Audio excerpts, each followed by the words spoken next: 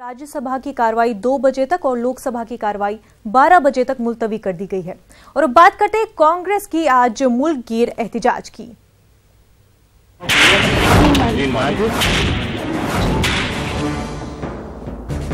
महात्मा Nathuram Godse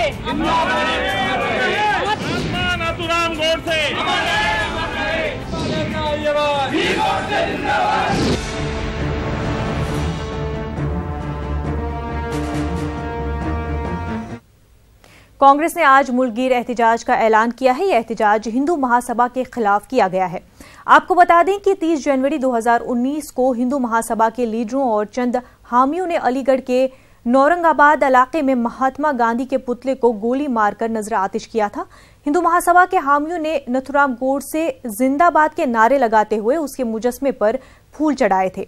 police ने हिंदू महासभा के leader समेत 13 अफराद के खिलाफ एफआईआर दर्ज की है। इस सिलसिले में अब तक 3 लोगों को गिरफ्तार किया गया है।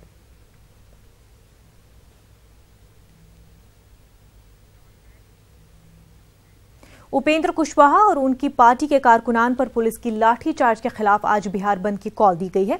बंद की कॉल आरएलएसपी की जानिब से दी गई है। इस एहतिजाज को आरजेडी समेत दीगर इत्तेहादी पार्टियों ने हिमायत देने का ऐलान किया है। बंद के मद्देनजर पूरे बिहार में सिक्योरिटी के सख्त इंतजाम किए गए हैं। सुबह से ही नालंदा और सुपौल समेत बिहार के दीगर अजला में सड़क जाम और एहतिजाजी मुजाहिरे किए जा रहे हैं।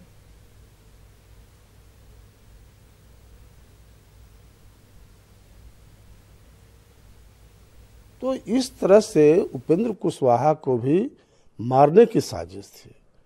और ये डेमोक्रेसी में आप जानते हैं कि कोई भी प्रोसेसर निकलता है तो उसका जो नेतृत्व वर्ग है, लीडरशिप है, उसको सुरक्षा घेरा में रखना चाहिए।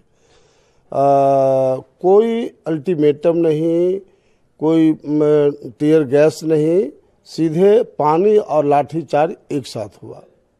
तो इस तरह से डेमोक्रेसी में अगर सरकार प्रशासन की ओर से गुंडागर्दी होगा तो बिहार की जनता टॉलरेट नहीं करेगी।